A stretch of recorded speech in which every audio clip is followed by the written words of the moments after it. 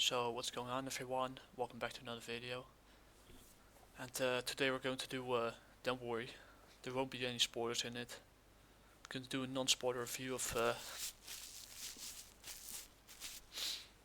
what seems to be a hidden gem, because strangely enough I don't see anyone in the comic book YouTube, especially in American comics, talk about this one, which I find kind of weird.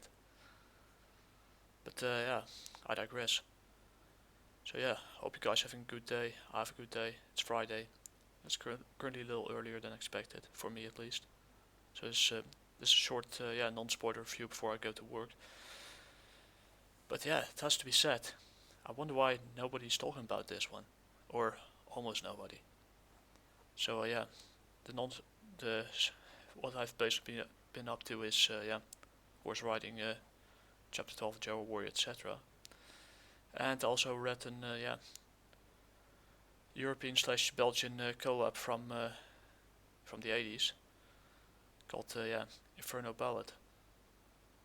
That has everything in it, from music to homage to traditional art to sci-fi, supernatural elements, dark entity being at the forefront. Hard to describe, man, hard to describe. But that's not why we're here. Because we're going to do a non-spoiler review of Rook Exodus. It's published by Image Comics on April 1st, I see, or in April at least. The next issue is expected to be released in May this year. So only have a few times left. You have a little bit of time left. So it's going to be a short breakup because I have to check the time. So a short breakdown. I mean, first we do who the writer, artist is, etc. Who the publisher is, which is quite an household name over there. And the good, the bad, and the ugly. And the final verdict, and why people might miss out on this one or not. Because I don't understand why nobody's talking about this. But I digress. So there's some familiar names on it, even a nice signature on the side, and yeah, good cover. So the story is created by written by Geoff Johns, the creators, and Jason Fabok, who also behind Geiger, another story by Image Comics, and Batman the Three Jokers. And this is part of the Ghost Machine, spin-off Ghost Machine, but I kind of hope that keep it in kind of self-contained story in the form of a mini/maxi series. I don't want it to be ongoing for too long. But the color is this Brad Anderson. The letters are Rob Lay. I hope I spell his name correctly. And the cover A and D are done by Jason Fabok and Brad Anderson. Even Rice with Danny Miggy and Brad Anderson, cover B and C.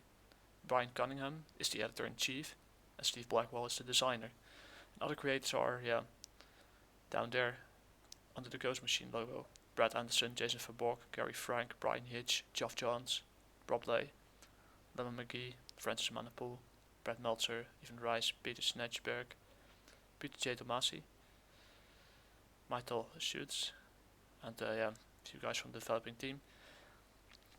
And the whole copyright notice here. I'm just doing a non-spoiler review for fun. I'm not making any money of this. But now we go to the synopsis. Let's see here. A struggling farmer from Earth was given a second chance on the planet Exodus, a terraformed world where every aspect of nature is controlled by humanity, including the winged scavengers who play his crops, so the crows or the ravens, the rooks. Now called Rook, the farmer became one of the Wardens. Those who wear helmets are capable of commanding an animal species, but when the world engine failed, the power of the Wardens fell into the wrong hands. Those who could afford to fled, forcing those left behind to choose between trying to escape this war-torn world before its destruction, or fighting to save it. So yeah, it's for synopsis. Kind of long story short, Rook was used to be a farmer on Earth when Earth was going to ash. He decided to thanks to some subtle propaganda from the corporation, he fled through the planet Exodus in the Kepler system and became a farmer over there.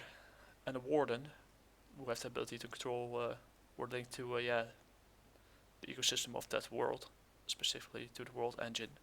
That gives them a certain control according to their affinity, genetic makeup, to control certain animal species on that world, on the terraformed exoplanet. And he chose Rook, so the crows. But then, if you know a little bit about sci-fi, terraforming, etc., once the world engine fails, the powers run out of control, and what was once terraformed, the planet will go back to its former state. Especially with, I'm not sure what kind of stars in that system. I'm going a bit into scientific theory here, to science and astronomy and physics in here. But if I'm correct, maybe I'm wrong, the one Kepler system with a lot of Earth-sized planets is a red dwarf, which means that it's an M-dwarf star. Burns slower through its hydrogen than our sun does, which is a G12 dwarf star, so a yellow dwarf. And that means but due to the smaller size and mass of the red dwarf star, the habitable zone is much closer to the star, which is both a good thing and a bad thing, because the good thing is means you have to be a little closer. Well, the bad thing is that the Earth's orbit is basically outside the habitable zone around the red dwarf. If I'm correct, if it's a red dwarf at least, and the other one is a little bit close to what should be the orbit of Mercury, or maybe even a little bit closer. I don't know. But yeah, that happens. When that happens, when the world engine fills, if you played a little bit of Spore back in the day, you know that when you throw an engine in that's running out of control, the planet will turn to its natural state. And knowing the nature of red dwarfs, that they have periods of high activity, which means so that it could send flares and charged stellar particles that could strip the planets away from their atmosphere. Things could turn out pretty ugly, and that's what happened right here in this issue. So basically the guy known as Rook has to find scraps of every single to build an escape pod to escape his world, but he has to go through hell and back. It's truly the survival of the fittest, as the planet returns back to its original state. And the wildlife is running out of control. He has a lot of things to overcome. So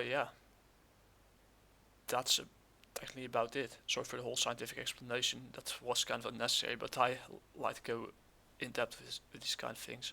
Maybe it is a yellow dwarf star in that case. Forget what I said, but still, I have my suspicions about it. But maybe they're completely wrong. I don't know. You'll probably find it boring as F, which is totally understandable. It's not for everyone. But back to the cover. There we go.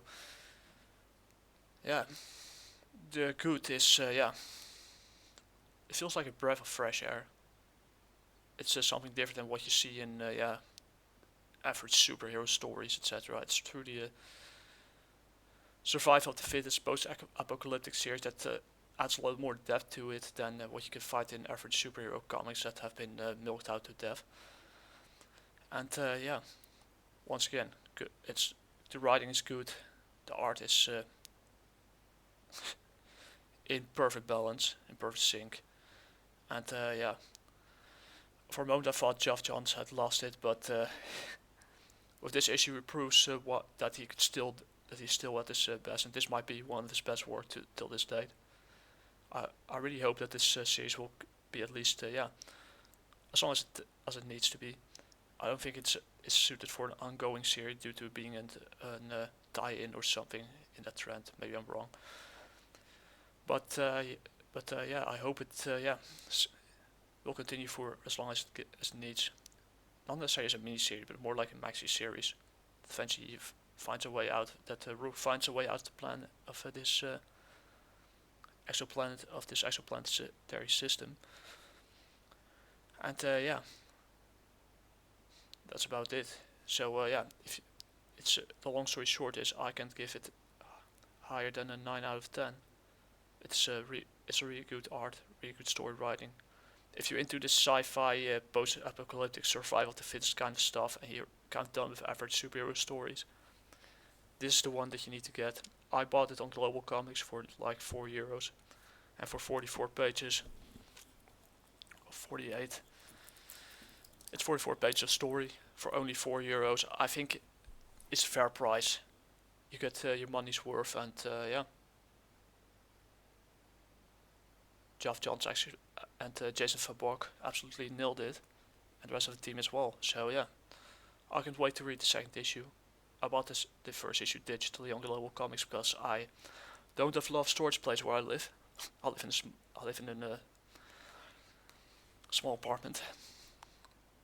It's not really small compared to Asian apartments, but yeah, that's about it. So give it a shot. You can check it out on the Image site, and go to your local comic book shop to see if they got it. I personally wait a little bit till with getting the rest physically, because I hope they combine everything eventually into a graphic novel if it continues like this. So yeah, that's about it. Hope you like this short review. Talk to you guys later. Hasta la próxima. Chicos, chicas, dewa matane.